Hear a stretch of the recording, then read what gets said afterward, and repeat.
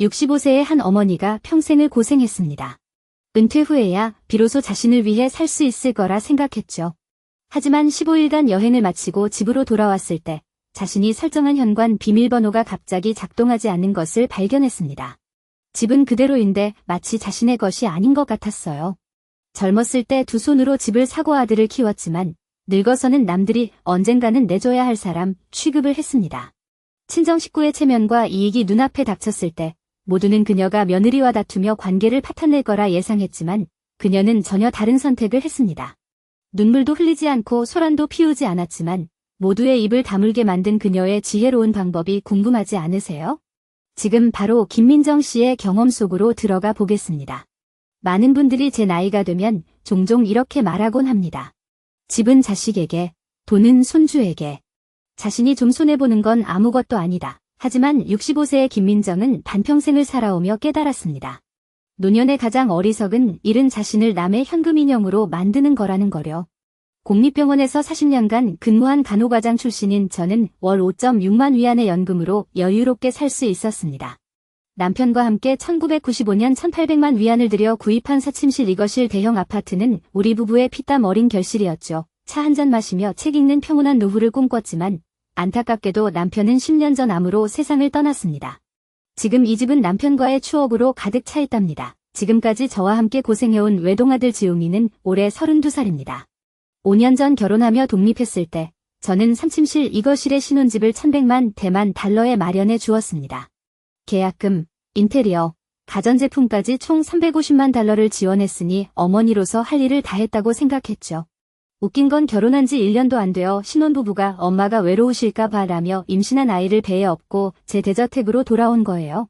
겉으로는 민정씨, 같이 살면 서로 돌봐드릴 수 있잖아요 라고 했지만 속으론 제가 10년째 고용한 가사도우미 미숙을 노린 거 다 들여다봤습니다. 미숙은 매일 정해진 시간에 청소와 요리를 해주는 베테랑이에요. 손놀림이 빠르고 청결하며 제 성격과 습관까지 꿰고 있죠. 며느리는 식사를 몇 번 함께 하더니 속셈을 드러냈습니다. 민정씨, 넓은 집에 혼자 사시면 적적하시잖아요. 우리가 같이 지내면 육아도 집안일도 분담할 수 있고요. 웃으며 대답했지만 가슴엔 서리가 내렸어요. 이들은 동반이 아니라 세금 감면, 육아 분담, 주택대출 이자를 노린 거잖아요. 5년 동안 손주 돌보며 매달 분유가 1만 달러를 지원했고 기저귀부터 각종 용품까지 다 챙겨줬죠. 아이가 3살 되자 점차 지원을 줄였는데 오히려 며느리의 욕심은 제가 키운 만큼 커져만 갔어요. 항상 다른 집안과 비교하며 민정씨 친구 딸은 시댁에서 육아비를 2만 달러나 준다네요 라고 투덜거리더군요. 황미숙 아주머니는 매달 손자에게 3만 원을 주는데 이경희 아주머니는 집을 일찌감치 넘겨주며 얻은 건 온 집안 가득한 효심 어린 말뿐이었어요.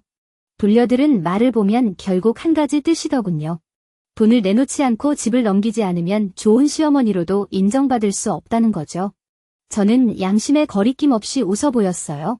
예전에 남편과 함께 새벽밤을 지새우며 야근을 견디고 피땀으로 모은 돈이 이 집을 만든 거잖아요. 이 집은 우리의 안식처지. 남들이 말하는 어차피 아들 것이 아니란 말이에요. 안타까운 건 어떤 사람들은 감정보다 이익만 보는 눈을 가졌다는 거죠. 은퇴 후 6개월째. 가장 적응되지 않은 건 일상의 빈틈이 아니라 집안에 퍼진 당연시하는 분위기였어요. 처음엔 눈 감고 넘기며 좋은 관계를 유지하려 했지만 현실은 달랐어요. 한 발 물러설수록 상대는 더 요구를 늘렸죠. 제가 양보하면 할수록 며느리는 저를 당연한 가사 도우미로 여기더군요. 남편과 정말 고생하며 마련한 이 집을 마치 전리품처럼 생각하는 모습에 속이 답답했어요. 결정적인 계기는 그 사건이었어요. 여름방학 때 오래전부터 계획했던 일본 여행을 떠나기로 했어요. 젊은 시절 못 다닌 온천과 하코네, 마을을 동료들과 함께 돌아보려던 참이었죠. 아이들은 다 컸고 손자도 유치원에 갔으니 인생 후반전은 제 것으로 살아보려고요. 그런데 이 결정을 아들에게 전하자 집안 분위기가 확 변했어요. 민정씨, 손자 방학인데 돌보는 대신 놀러 가시다니요. 며느리의 말투는 마치 제가 무책임하게 도망친 것처럼 느껴졌어요. 그 순간 모든 게 명확해졌죠. 이제는 선을 그어야 할 때라는 걸 깨달았어요. 그 도덕적 협박하는 모습을 보니 어이가 없어 웃음이 나왔어. 너희들 결혼해서 가정 꾸리고 애 낳은 건 너희 일이잖아. 부모가 도와주는 건 친절이지 의무가 아니란다. 민정씨, 평생 수고만 하셨는데 이젠 제 인생 살 때 됐어요. 며느리는 입을 삐죽 내밀며 대꾸는 않았지만 얼굴에 불만이 가득했어. 난 속으로 뻔히 알고 있었지. 그놈의 속셈을. 내월 560만 원 연금과 시가 42억 원 대저택이 눈에 벌겋게 보이는 모양이더군. 이번 여행도 손주 돌봐주는 건 커녕 허송세월만 하다가 돈만 날린다고 삐진 거 뻔해. 그래도 난 일부러 그랬어. 15일간의 대만 여행에 180만 원 쓴 게 뭐 대수냐? 평생 모은 연금인데 내가 쓰는 거 당연하지. 더 중요한 건 이 며느리가 공짜 가정부 없이 얼마나 버틸지 지켜보고 싶었어. 결과는 예상보다 훨씬 재미있더군. 여행 끝나고 짐 잔뜩 끌고 집 앞에 섰을 때야. 습관처럼 비밀번호를 누르는데 접속 거부? 손이 미끄러진 줄 알고 다시 눌러봤지만 역시나. 순간 가슴이 철렁했어. 10년 넘게 써온 비밀번호를 눈 감고도 누를 수 있는데 이젠 주인도 아니란 말이야? 간신히 심장 두근거림을 누르며 아들한테 전화했어. 지웅아, 우리 집 열쇠가 왜 안 열리니? 비밀번호 고장인가? 전화 너머에서 아들 목소리가 달라졌어. 엄마, 집 비밀번호 오래돼서 바꿔놨어요. 엄마 안 계실 때 보안 강화한다고 새 비밀번호 바로 휴대폰으로 보내드리겠다고 하던 말은 허울 뿐이었어. 마치 진정으로 날 위해 그러는 것처럼 보이지만 내가 누군데? 직장에서 40년을 구르며 살아온 내 눈에 그런 소극적인 술책이 통할 리 없잖아. 안전 운운하는 건 실은 주도권을 넘보려는 구실일 뿐이었지. 저 문 너머에서 그가 원하는 건 통제욕이었어. 내가 나가면 집은 내 소나귀에 들어온다. 다음번엔 내 차례다. 돌아올 거냐 말 거냐. 내 말을 들을 거냐 말 거냐. 나는 받아들이지 않고 담담하게 말했어. 알겠어. 어서 들어와. 할 얘기가 있으니 전화를 끊고 익숙한 현관문 앞에 서니 마음은 의외로 평온했어. 이 순간 깨달았어. 어떤 선은 가족이라는 이름으로 지켜지는 게 아니라는 걸 내가 양보하면 할수록 상대는 더 세게 밟아내. 오늘은 비밀번호, 내일은 작은 방에 가둬 노후를 보내게 할까? 아니면 아예 집을 넘기라고 협박할까? 나는 여행 가방 손잡기를 꽉 움켜잡았어. 이번에 그들이 내 한계를 시험해 보려 든다면 이 집의 주인이 누구인지, 이 가족의 결정권자가 누구인지 똑똑히 보여주겠어. 다음 날 아침, 아들 내외가 돌아왔을 때 난 거실에 앉아 있었어. 통유리창으로 쏟아지는 햇살에 방은 따뜻했지만 가슴은 차가웠지. 커피 테이블엔 최신 부동산 평가서가 놓여 있었어. 사침실 이거실 구성, 시가 4,200만 신대만 달러. 아들이 현관문을 들어서며 어색한 미음을 지었고 며느리는 손자를 안고 온화한 표정이었어. 마치 어제의 불편했던 기색은 처음부터 없었던 것처럼 민정씨, 지웅이 말씀드리길 할 말이 있다고 하던데요. 그녀의 목소리는 달콤함이 역겨울 정도였어. 안타깝지만 이젠 그런 말에 속지 않아요. 일이 있다며 찻잔을 내려놓았어요. 목소리는 높지도 낮지도 않았죠. 사흘 안에 너희들 물건들 싸서 너희 집으로 돌아가도록 해. 공기가 순식간에 얼어붙었어요. 며느리는 3초간 멍하니 있다가 겨우 정신을 차리더니 굳은 얼굴로 허둥대더니 이내 억울한 표정을 지었어요. 엄마, 우리 같이 살면 얼마나 좋아요? 혼자시면 외로우실 텐데. 게다가 이 집은 어차피 지웅님 거잖아요. 조금 일찍 들어온다고 차이가 있나요? 차이는 커요. 말을 가로막은 제 목소리는 눈 하나 깜짝 않을 정도로 차가웠죠. 이 집은 내 시아버지와 내가 한 땀 한 땀 지어 올린 거야. 우리의 목숨 같은 곳이지. 아무나 입만 살짝 열면 가져갈 수 있는 게 아니라고. 커피 테이블 위에 놓인 부동산 감정평가서를 가리키며 말했어요. 시가 4,200만 원인 건 다 알면서도 내가 그냥 장식용으로 비워둔 줄 알았던 거야? 며느리는 입꼬리를 떨더니 시선을 흘리기 시작했어요. 엄마, 왜 그렇게 말씀하시나요? 우리야말로 엄마를 모시려고. 효도라니 차가운 웃음을 흘렸어요. 매달 손자분유 값으로 100만 원씩 보태줄 때 한 번도 고맙다는 말 없던 것부터 애 돌보는 게 내 일이 되어버린 것까지. 그게 효도냐? 결혼할 때 3억 5천이나 들여 집 사고 인테리어하고 결혼식 치러줬는데 이제는 자기 집에 가는 것조차 귀찮아하는 게 효도라니. 우리 집을 비워두고 여기 큰 집을 차지한 건 대신 처가 식구들을 드리려는 계산이었겠지. 핵심을 찌르자 며느리의 얼굴이 새하얗게 질렸어요. 이미 다 알아버렸어. 장인어른이 건강이 안 좋다는 것도 적은 연금으로 노후를 걱정하던 차에 당신들은 지웅이를 정하더니 내게 자리를 비키라 하네. 친가 식구들을 불러들여 내 집과 자원을 마음껏 누리게 하려는 속셈이로구나. 내가 속 좁은 사람이라고 해도 좋다. 사람은 양심을 가지고 살아야 하지만 남의 선의를 함부로 이용할 권리는 없소. 지웅이를 바라보며 말을 이었어. 결혼할 때 분명히 말했지. 은혜를 잊지 말라고. 엄마가 도와줄 수는 있지만 내 평생을 걸고 일구어낸 것들을 아무에게나 내줄 수는 없다고. 아들은 잘못을 저지른 아이처럼 고개를 숙인 채 입을 꼭 다물고 있었어. 며느리는 얼굴을 붉히며 버둥거렸지. 어머니, 이러시면 정말 서운해요. 한 가족이 이렇게까지 해야 합니까? 정은 주고받는 거란다. 나는 차분한 눈빛으로 응시하며 단호하게 말했어. 이 집은 내 마지막 체면이자 너희 아버지가 남겨준 추억이야. 너희들은 몰라도 나는 지킬 수밖에 없어. 사흘 안에 너희 집으로 돌아가도록 해. 내쫓는 게 아니라 제자리를 찾으라는 거야.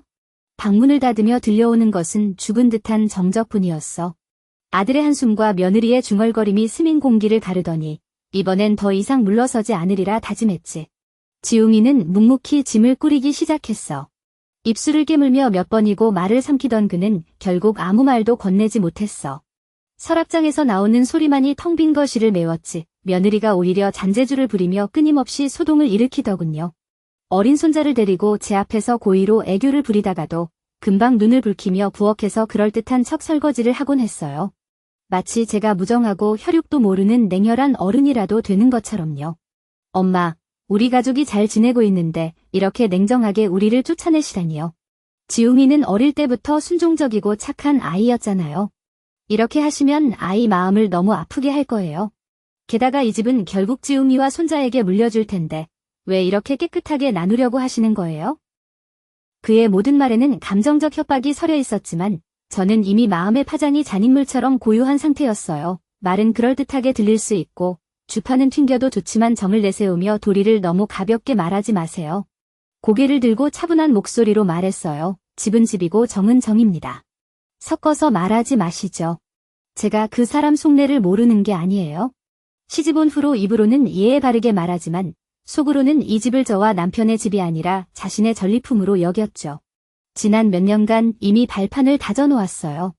효도를 빙자하지만 속내는 제가 나이 더 들고 최악의 경우 건강이 나빠지면 자연스럽게 집을 넘겨받으려는 거예요. 더 황당한 건 시부모님을 불러들이려는 발상이었어요. 장가 식구들은 70세 가까이 되었고 지웅이보다 3살 많은 아들도 있는데 생활고에 시달리고 있었죠.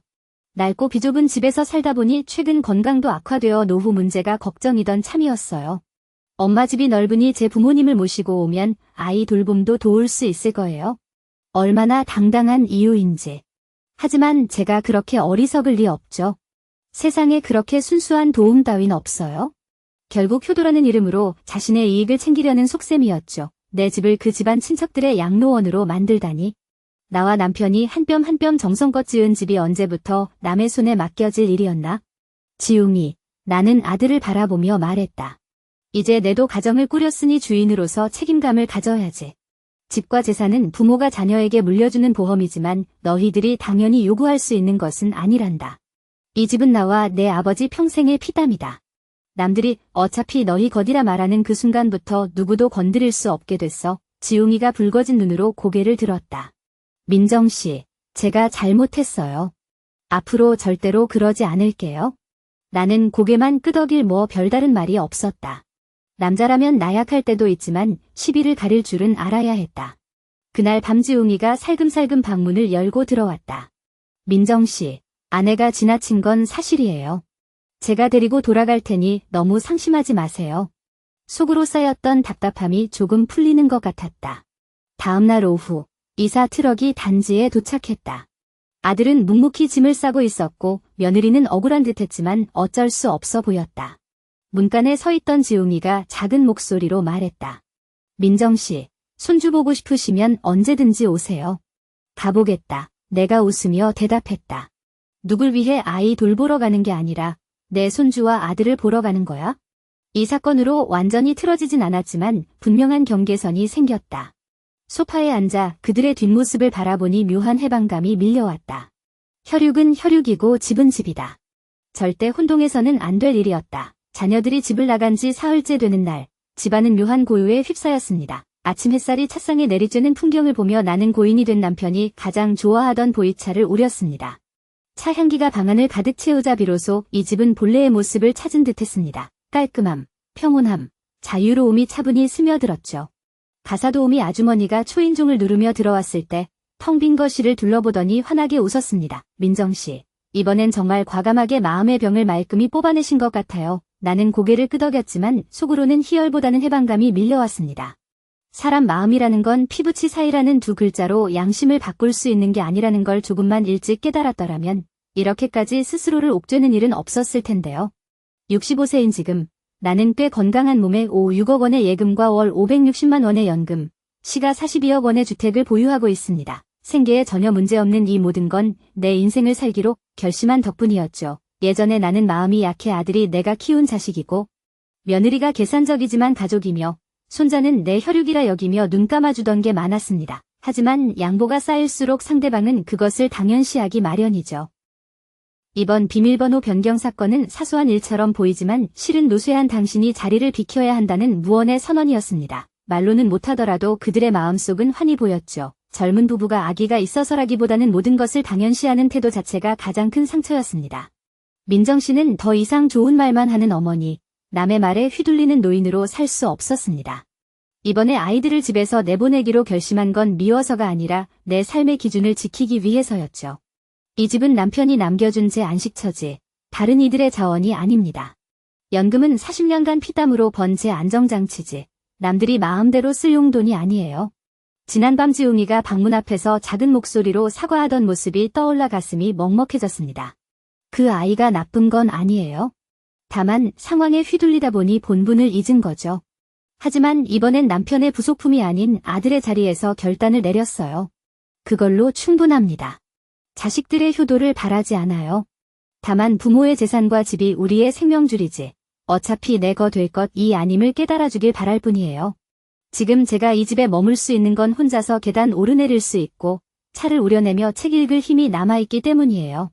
정말 움직이지 못하게 될 그날의 선택은 그때 제가 직접 할 테죠. 노년은 제가 설계할 거예요. 남의 착한 충고도 대신 결정해주려는 손길도 필요 없어요. 차탕에 앉아 푸얼차를 우려내며 창문 사이로 비치는 햇빛을 바라보니 남은 여생이 이렇게 평온하게 흘러가도 괜찮겠다는 생각이 들었습니다. 일주일 후 지웅이가 과일 바구니와 뜨거운 육개장을 들고 혼자 찾아왔어요. 며느리도 손자도 없이 말썽 부린 아이처럼 살금살금 들어서더군요. 민정씨, 화 풀어요. 그땐 말 실수했어요. 마음에 담아두지 마시고요. 고개를 숙인 채 내뱉은 말에 차탕의 수증기가 눈가를 적시네요. 소파에 앉아 이 아이가 어릴 때부터 지금까지의 모습을 바라보니 마음이 복잡했다. 너 어렸을 때 기억나? 그땐 집이 너무 가난해서 내 아빠는 집담보대출을 갚으려고 새벽 4시에 도매시장에서 짐 풀던 일 했잖아. 나는 야근 끝에 집에 와서 빨래하고 밥 준비했고 목소리가 살짝 떨렸다. 그때 우리 가장 큰 소원은 그냥 남 눈치 안 보고 살만한 작은 집 하나였어. 월세방에서 주인님 한마디에 쫓겨날 걱정 없이 말이야. 너는 매일 방과 후에 발코니에 앉아 아파트 단지 사람들 셔틀콕 차는 거 보면서 꼭 커서 부모님한테 큰 집 사드릴 거예요라고 하던 애였는데 민정씨가 희미하게 웃었지만 눈가가 반짝였다. 지웅이는 고개를 숙였다. 이 집이 바로 그때 한 장 한 장 벽돌 쌓아 올린 거잖아요. 며느리가 어차피 언젠가는 당신들 거지라고 말하지만 이 집에 서린 우리 가족 수십 년의 정성을 알긴 할까? 원망하는 건 아니야. 손등을 어루만지며 말을 이었다. 집은 집이고 정은 정이야. 섞어서는 안 되는 거라네. 사람은 분수를 알아야 한단다. 내가 일시적으로 도와줄 수는 있지만 평생을 대신해 줄 수는 없어. 내 가정을 지킬 힘을 길러야지. 아들의 기준을 스스로 무너뜨리면 안 된다. 지웅이가 눈을 껌벅였다. 엄마, 맞아요. 제가 나약해지고 게을러져서 흐름에 따라가 버렸네요. 식탁에서는 젓가락 소리만 울렸다. 소고기 국물이 진하게 우려난 냉면에 김길이 피어오르는 모습은 예전에 민정씨가 부엌에서 분주히 일하던 모습을 떠올리게 했어요. 너희 집은 어때? 월세, 수입 괜찮지?